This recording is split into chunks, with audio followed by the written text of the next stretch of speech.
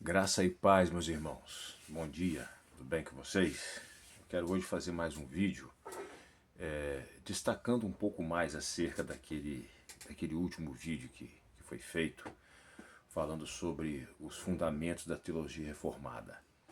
Repetindo, eu acredito que isso seja de grande relevância para nós nesses dias, nesse tempo, no contexto exato em que nós estamos vivendo, porque nunca houve um tempo na história em que fosse mais necessário para a Igreja do Senhor Jesus Cristo e para os seus discípulos, individualmente falando, que eles tivessem raiz bíblica e teológica sólida. É claro, isso sempre foi necessário, sempre.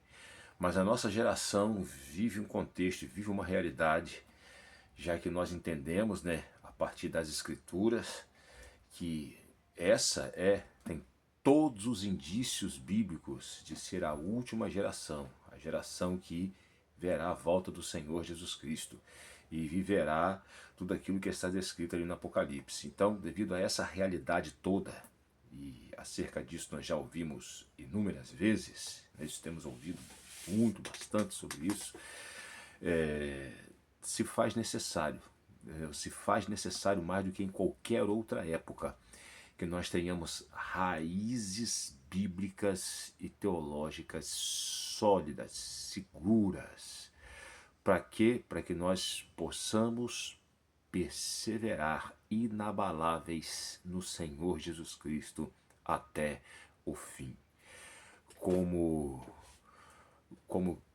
discípulos do Senhor Jesus Cristo que entendem que a teologia reformada é, como nós falamos, o Evangelho do Senhor Jesus Cristo num formato sistemático, organizado, então nós cremos na perseverança incondicional dos santos, não é isso?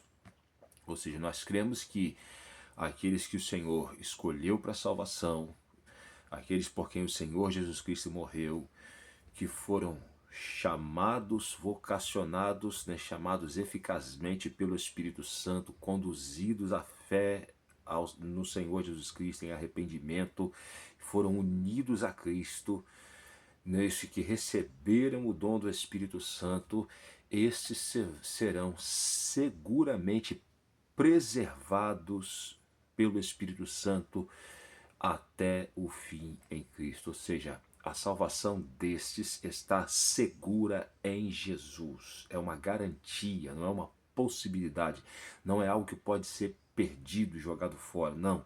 Isso não é por nossa causa, é por causa da graça de Deus para conosco, é por causa da fidelidade de Yahvé, por causa, como nós já falamos aí outras vezes, por causa da eficácia do sacrifício do Senhor Jesus Cristo na cruz em nosso favor e também da eficácia da obra do Espírito Santo aplicando na vida da igreja e de cada um daqueles que de fato a compõem, ou seja, os que de fato foram regenerados, os benefícios advindos da morte do Senhor Jesus Cristo. Então é por causa dele que nós perseveraremos até o fim. Então, como discípulos de Jesus que creem nessa verdade, para reconectar com o raciocínio que eu estava desenvolvendo, nós precisamos entender que essa perseverança não é algo que ocorre de qualquer forma, não. Deus estabelece fins e objetivos, mas ele também estabelece os meios através dos quais esses objetivos serão realizados. Ou seja, nós chegaremos nos fins, mas pelo caminho correto, pelos meios devidos.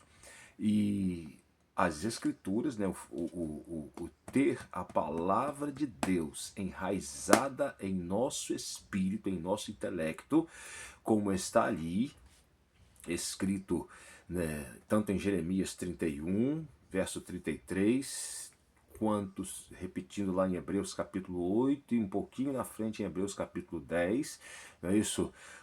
Porei as minhas leis em seu entendimento, em sua mente racional, mas também as gravarei, as imprimirei em seu coração, em seu espírito. Então, dentre os meios que o Senhor se utiliza para nos preservar e para que nós da nossa parte perseveremos até o fim no Senhor Jesus Cristo, está a sua palavra escrita, viva, real. Então, irmãos, a Bíblia, a palavra de Deus, ela é, dentre outros fatores, como por exemplo o ato de estarmos congregados, como por exemplo a ceia do Senhor Jesus Cristo, tudo isso é provisão da graça de Deus para nos preservar em Cristo até o fim. Podem ter certeza disso. O próprio ato de estarmos juntos como congregação, obedecendo o que está em Hebreus 10, 25, não é isso? Não deixando de vos congregar, como é costume de alguns.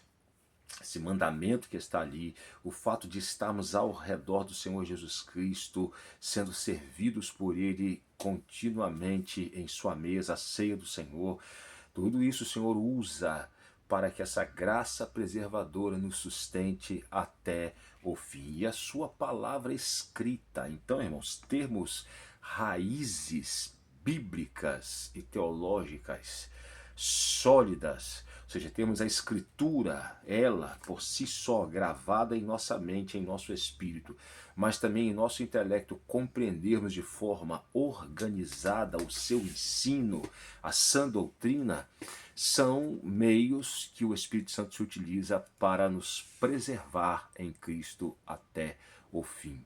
Então, o objetivo de estarmos tratando dessa questão não é falar de teologia de forma meramente intelectual ou por apego a uma tradição específica. Não, não é isso. O objetivo é que nós compreendamos que nós, nessa geração, nesse tempo, necessitamos mais do que nunca de raízes bíblicas e teológicas sólidas, firmes, saudáveis, a fim de que sejamos inabaláveis. Isso tem que compor a nossa identidade. Isso tem que estar em nosso intelecto, mas tem que estar em nosso coração, ou seja, fazer parte de quem nós somos, compor a nossa própria identidade, como identidade do Senhor Jesus Cristo em nós. Então, fizemos algumas considerações, né, na parte 1, e eu quero continuar um pouco fazendo mais algumas considerações acerca dos fundamentos da teologia reformada. Vamos retornar àquele texto que nós lemos de Romanos, no capítulo 11. Vamos lá. Vamos voltar lá, Romanos capítulo 11, do verso 33 ao verso 36. Ó profundidade da riqueza, tanto da sabedoria como do conhecimento de Deus! Quão inexplicáveis são os seus juízos e quão insondáveis os seus caminhos! Pois quem conheceu a mente do Senhor? Ou quem foi o seu conselheiro? Ou quem primeiro deu alguma coisa a Deus para que isso lhe seja restituído? Porque dele, e para ele, porque dele, e por meio dele, e para ele são todas as coisas. A ele seja glória para sempre. Amém. Repetindo o verso 36. Porque dele, e por meio dele, e para ele são todas as coisas. A ele seja glória para sempre. Amém. Irmãos, essa porção da Escritura que nós acabamos de proclamar, e se quisermos resumir até mais, o verso 36 resume perfeitamente aquilo que nós consideramos como sendo os fundamentos da teologia reformada. Vocês lembram? A glória de Deus e a soberania de Deus. São esses dois pilares. Precisamos ter uma compreensão bíblica acerca dessas duas realidades. Que Deus criou todas as coisas para Ele mesmo, para a sua glória, para a sua satisfação, para o seu deleite e para sua glória, para que Ele fosse glorificado em todas as suas obras. Guardem isso, para que Ele fosse glorificado em todas as suas obras. E a Escritura revelam isso de Gênesis e Apocalipse. Por exemplo, quando nós lemos ali o Salmo 19, os céus manifestam a glória de Deus e o firmamento anuncia a obra das suas mãos. E poderíamos aqui ficar recordando inúmeros textos das Escrituras que corroboram esse entendimento de que Deus criou e trouxe todas as coisas à existência para a sua glória, e Ele é glorificado em todas as suas obras. Se nós captarmos as implicações práticas disso e trazermos isso para a nossa realidade corporativa e individual como indivíduos, isso será de isso pode ser um divisor de águas no nosso relacionamento com Yahvé e na nossa motivação em relação às coisas do dia a dia da nossa vida. Tudo é para a glória dele, inclusive eu. E ele nunca será mais glorificado da minha vida do que no momento em que eu tiver consciência disso, de forma consciente e voluntária, responder ao Senhor e dizendo: Senhor, eu quero viver para a sua glória. Que o Espírito Santo me capacite a isso, porque em nós não há essa capacidade devido às limitações que o pecado nos impõe, devido às limitações desse mundo, até mesmo depois de regenerado. Se o Espírito Santo não nos capacitar, nós jamais conseguiremos glorificar ao Senhor. Não é isso? Nós, quando lemos acerca lá do rei Davi, nós vemos a Escritura revelar acerca dele, que ele cumpriu os propósitos de Deus na sua vida, para a sua geração, no seu tempo, na sua geração. Há essa revelação aqui na Nova Aliança, que ele viveu e cumpriu os propósitos de Deus para a sua vida, ou seja, ele terminou a sua vida e em todas as coisas glorificou a Yahvé. Aí alguns poderão até se lembrar dos episódios de pecado na vida de Davi.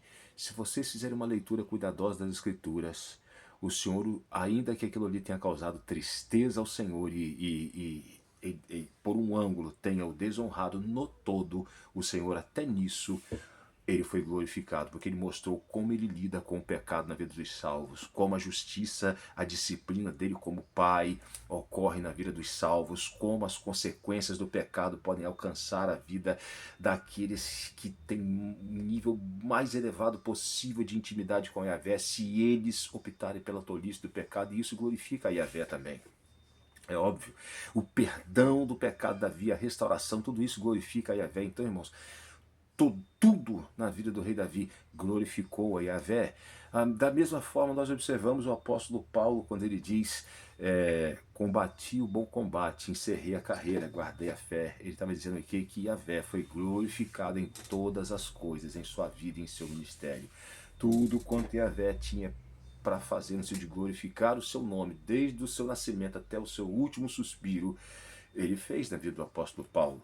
E poderíamos aqui ficar recordando situações individuais nas Escrituras, mostrando que em todas as coisas o nome da Yahvé é glorificado. Por exemplo, alguns podem não ficar até espantados, até mesmo Judas, em sua traição ao Senhor, em sua extrema iniquidade, rebelião contra Deus, que se manifestou num ato da traição e permaneceu até o fim, quando ele mostra que ele jamais se arrependeu. Ele sentiu remorso, mas o arrependimento como obra do Espírito Santo não foi dado a ele, e isso não é conosco, é com Yahvé.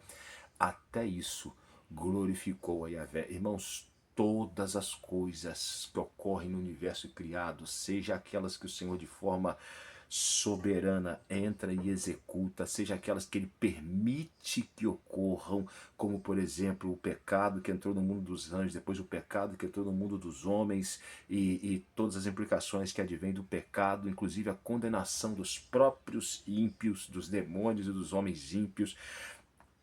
Tudo isso glorifica e glorificará Yahvé na consumação de todas as coisas. Então a glória de Deus é um dos fundamentos da teologia reformada. Está aqui, ó, porque dele e por meio dele, para ele são todas as coisas. Ele é glorificado em todas as suas obras, como diz a Escritura. Dentro do âmbito da teologia, quando nós falamos de obras de Deus, elas são divididas em duas categorias, em dois pontos. Primeiro, a criação. Deus decidiu criar o universo. Então, essa é uma obra dele, a criação. E a segunda é a providência. Como Deus se relaciona e interage com as coisas criadas, a providência dele, como ele... A providência de Deus é dividida em três tópicos, né? São três pontos que são considerados para analisarmos a providência de Deus, que são preservação, cooperação e governo. Preservação ou sustentação. Preservação ou sustentação. Deus preserva todas as coisas em existência contínua, conservando-as exatamente como elas são. Ou seja, tudo que foi criado, tudo que existe no universo, seja no mundo natural, seja no mundo espiritual, é preservado em existência contínua por causa de Yahvé. E nós lemos ali em Hebreus que ele sustenta todas as coisas pela palavra do seu poder. Vocês lembram do que está escrito em Hebreus capítulo 1, que Jesus Cristo sustenta todas as coisas pela palavra do seu poder. Então, todas as coisas que existem foram criadas por ele, porque dele, por meio dele, foram criadas por ele, mas também continuam existindo por causa daqui, por meio dele. Tanto a criação quanto a providência estão aqui. Então, elas continuam sendo preservadas em existência contínua por causa de Yahvé, o Deus triuno. É o poder de Deus que sustenta a criação em existência contínua. Então, isso é chamado de sustentação ou preservação. Cooperação, ou seja, tudo que ocorre no universo criado ocorre porque o Senhor está cooperando e operando para que aquilo se manifeste e ocorra. Alguns teólogos consideram que o pecado é exceção, ou seja, que nessa hora Deus mantém a atividade preservadora, ou seja, os agentes morais, os anjos e homens, ele os mantém em existência contínua, mas a ação pecaminosa é deles e o Senhor não cooperaria com essa ação pecaminosa. O que estaria aí seria a ação preservadora e sustentadora de Yahvé, enquanto ele, segundo as suas naturezas corrompidas, de forma livre, no sentido de sem que haja coerção, não no sentido que a vontade seja livre de qualquer influência. O que determina a escolha da vontade é a natureza do indivíduo. Então, se a natureza é pecaminosa e corrompida, as escolhas da vontade serão, entre aspas, livres. A vontade não é forçada, mas ela opera de acordo com essa natureza maligna. E o Senhor, então, sustenta e preserva a criação e existência contínua. Guardem algo, Deus não criou o mal.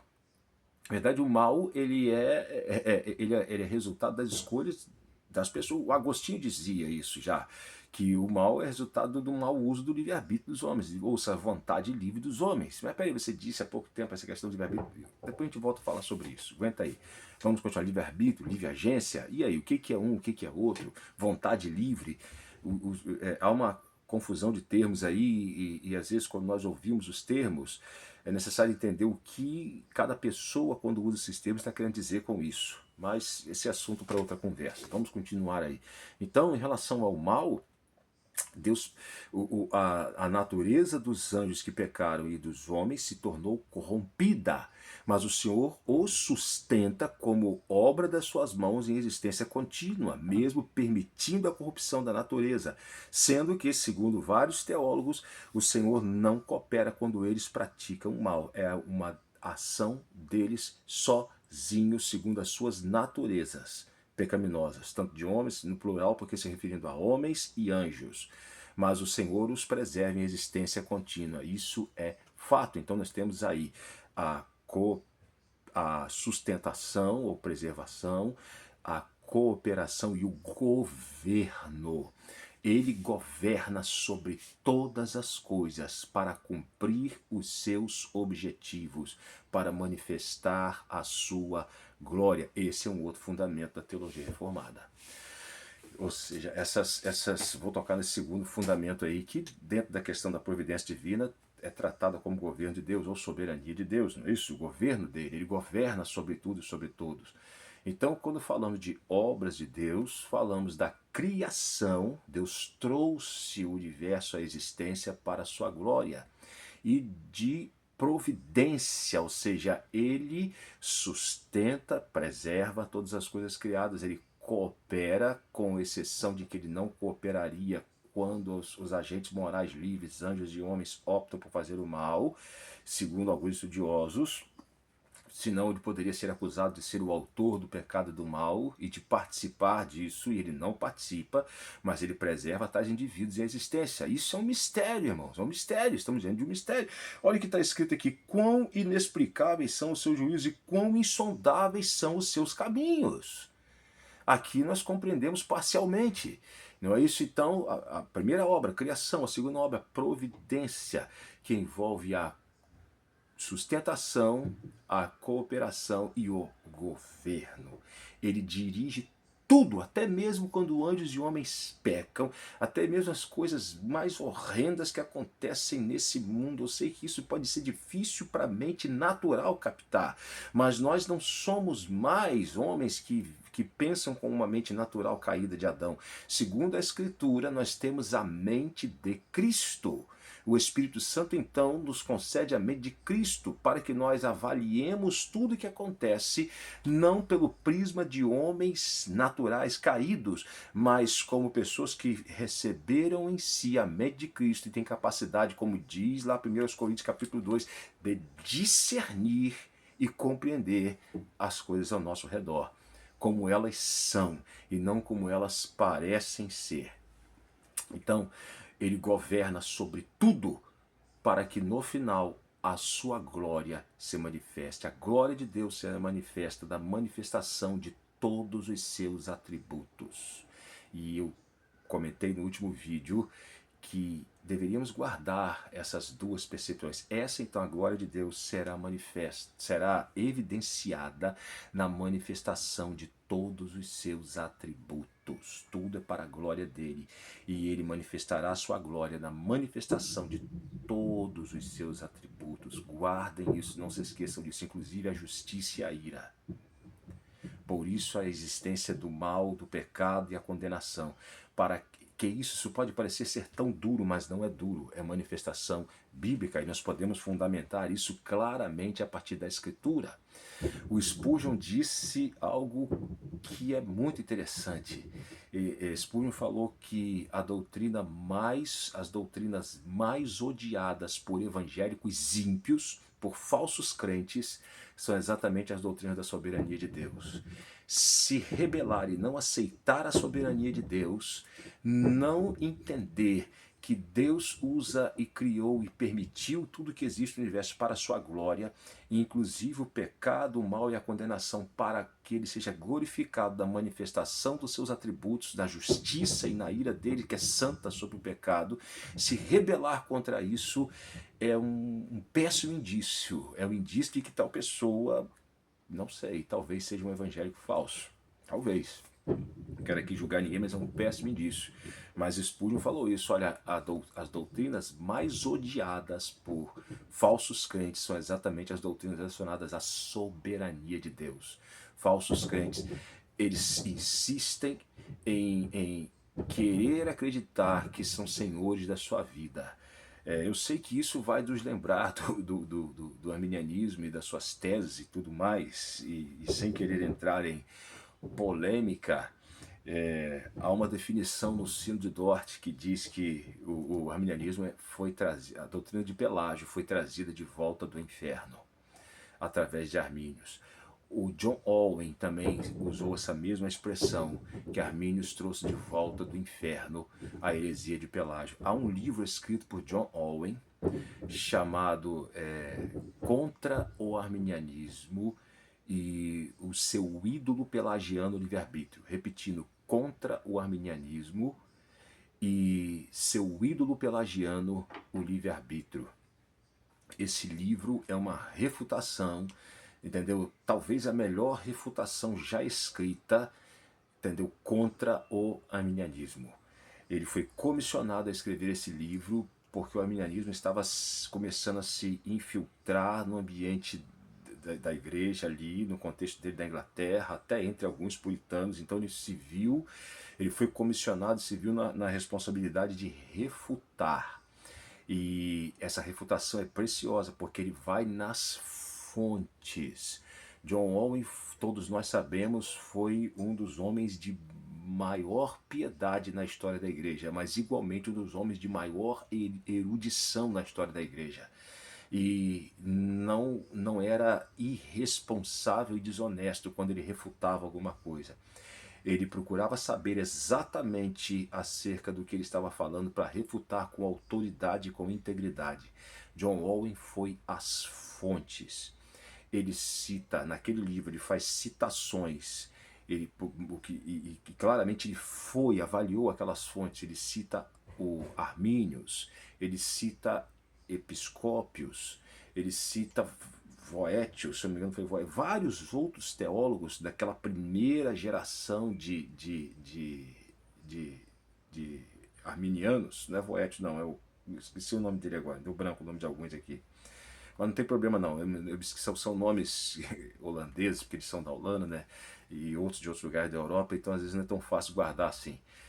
Mas ele cita, ele vai lá na Grevikovicius é um deles, entendeu? Ele cita esses caras, ele vai nas fontes, na primeira geração de arminianos, o Armínios e os remonstrantes originais, aqueles que apresentaram o documento da remonstrância lá no Sínodo de Dort. Ele vai nessas fontes e refuta todas as teses arminianas com base bíblica sólida. Esse livro é precioso para quem quiser, e está à venda aí, se vocês procurarem, Contra o arminianismo e seu ídolo pelagiano livre-arbítrio. Vocês vão encontrar esse livro à venda aí, tá aí no comércio aí à venda aí. Vocês podem procurar, vocês vão achar. No Amazon, né? Ou Amazon, portuguesado, Mercado Livre, vocês vão achar. Shopee, vocês vão achar esse livro aí. É muito bom. Essa refutação dele é interessante. Ele vai fundo, ele cava fundo. Então o que eu ia falando é que, citando Spurgeon, reconectando nosso raciocínio lá, Spurgeon dizia isso, que não há doutrina mais odiada por falsos crentes do que as doutrinas relacionadas à soberania de Deus. Então a ideia por detrás do arminianismo, sem querer entrar em difamação pessoal aqui, mas a doutrina precisa ser combatida, o erro precisa ser combatido, precisa ser exposto e combatido. Não pessoas, porque a nossa luta não é nem contra carne nem sangue, mas o conceito que é soprado por demônios, e infelizmente muitos deixam que esse sopro entre, eles reproduzem esse sopro e isso causa estrago no ambiente da igreja, precisa sim ser exposto a partir da Escritura. Então a ideia original por detrás do arminianismo não surgiu com Armínios. Aí alguns vão dizer, surgiu com Pelágio lá no quarto século, quando o Pelágio ele dizia que o homem, que o pecado ele pode até ter atingido um homem, não, mas o homem nasce com sua vontade completamente livre. Não há um poder do pecado, a morte foi apenas a morte física. Então cada ser humano nasce semelhante a Adão, tendo condição de escolher livremente pelo bem e pelo mal. Cristo é o bom exemplo. Quem escolher Jesus está seguindo o bom exemplo de Cristo, e Adão foi o mau exemplo, e o homem é totalmente livre para isso, de forma que o homem é senhor de suas decisões. E aí Agostinho então se levanta, ou o Senhor levanta Agostinho naquele tempo, e essa heresia é amplamente confrontada e refutada por Agostinho, e depois foi condenada no Sínodo de Orange. Podemos falar sobre o debate Agostinho-Pelágio com mais calma em outro momento, porque hoje eu quero falar dos fundamentos da teologia reformada. Mas eu acredito ser importante tocar nessa questão de onde surgiu aquilo que é chamado de a essência da doutrina arminiana. Também não surgiu com Pelágio. Que isso? Não, foi Pelágio, historicamente foi, não foi com Pelágio. Não foi. Foi onde então, pastor? No Éden. No Éden. Quando a serpente sopra lá no ouvidinho de Eva e diz, na verdade, vocês serão como Deus, conhecendo o bem e o mal. Seus olhos serão abertos e que vocês serão como Deus, conhecendo o bem e o mal. Vocês se lembram de que essa foi a mentira soprada pela serpente nos ouvidos de Eva, e que isso penetrou no coração dela, e através dela isso também penetrou no coração de Adão. No dia que vocês comerem do fruto dessa árvore, os olhos de vocês vão se abrir, vocês serão como Deus, conhecendo bem e o mal. Por que você está dizendo que isso daí é a fonte da essência da heresia arminiana e pelagiana? Por que está dizendo isso? Porque prestem bem atenção, observemos as implicações. Conhecer o bem e o mal. Eu agora sou senhor do meu destino e da minha vida para determinar por mim mesmo se eu quero o bem e se eu quero o mal. Eu sou o senhor.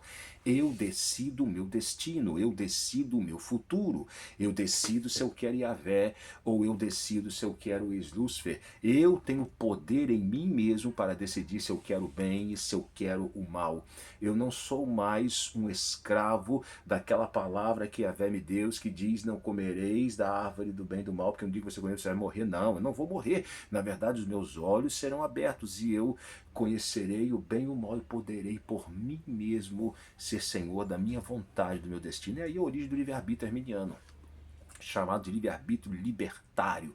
O homem no centro, o homem como aquele que dá a palavra final. Yahvé é um espectador. Yahvé está na arquibancada torcendo por uma resposta do ser humano. E isso veio, essa situação que eu coloquei aqui agora vem de um teólogo arminiano. Há um teólogo arminiano, né, eu acho que ele já morreu, chamado Kenneth Grinder, que ele não é tão antigo assim, mas não sei se está aqui entre nós ainda, acho que já foi embora.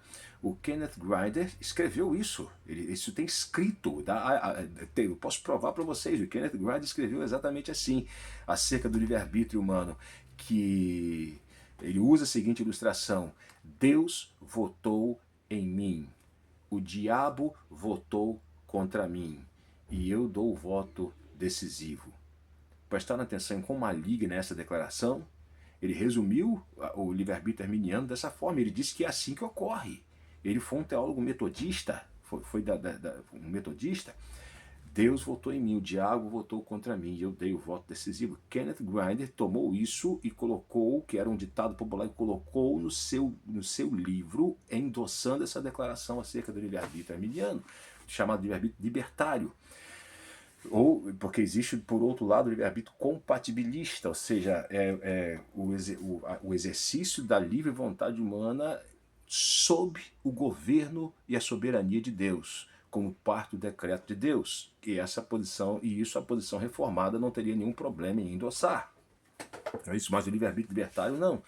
Teria várias implicações se nós pegarmos o texto lá de Gênesis 3 e analisarmos com calma, comparando a doutrina lá do livre-arbítrio arminiano e pelagiano.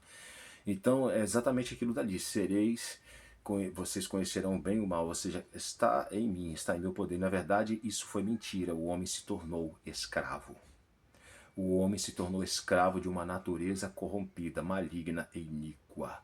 A iniquidade passou a fazer parte do ser humano em seu espírito, em sua alma, em seu intelecto, em sua razão. A razão e o intelecto se tornaram obscurecidos pelo poder do pecado da iniquidade. Em seu corpo a morte entrou e o homem se tornou esse ser. A palavra iniquidade significa torto. No original em hebraico, torto, algo distorcido, ou seja, voltado para si mesmo. Ao invés de ser voltado para Yahvé, alinhado ao seu governo e comprometido com a sua glória. Não é isso? O que a Escritura diz lá na primeira carta de João? Pecado é transgressão da lei.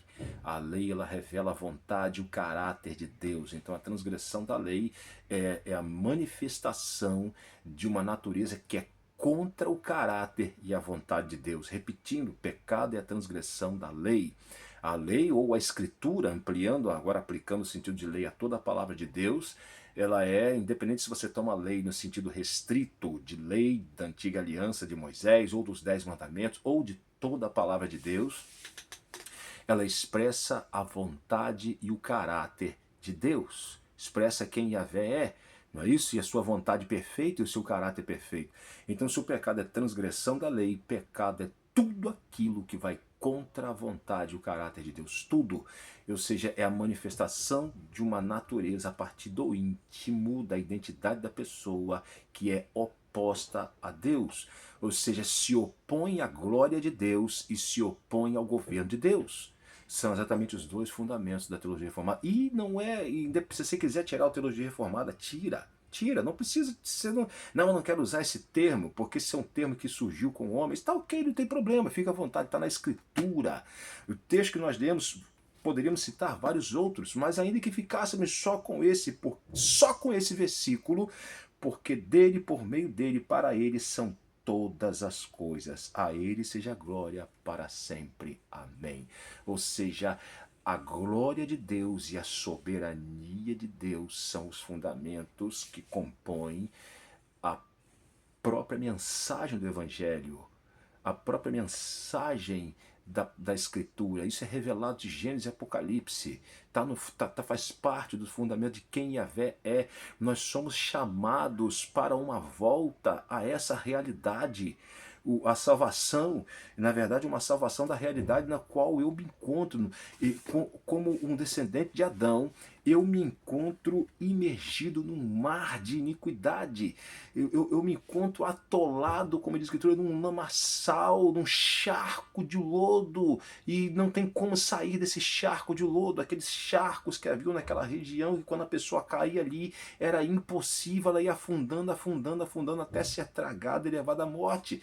Ou seja, esse charco de lodo, esse mar de iniquidade é exatamente uma natureza corrompida, é exatamente uma natureza, como diz, pecado, a transgressão da lei, é uma natureza oposta ao governo de Deus e à glória de Deus. É uma natureza que se opõe ao governo de Yahvé e que se opõe à glória dele. É uma natureza que quer glória para si. É uma natureza que quer glória para si e que quer ser soberana sobre si mesmo. O homem no seu estado de pecado quer glória para si e quer ser soberano sobre si mesmo. Eu, como descendente de Adão, quero ser soberano sobre a minha vida e quero ser glorificado em tudo. Ou seja, eu quero ser o cara, eu sou o cara. Entenderam? Independente, isso se manifesta de mil e uma formas, isso é o orgulho. Isso é a essência do que é o orgulho. A natureza do ex-Lúcifer. Não é isso? Essa é a essência do orgulho. Eu sou dono da minha vida. Eu sou senhor da minha vida. E tudo é para mim. A glória é minha.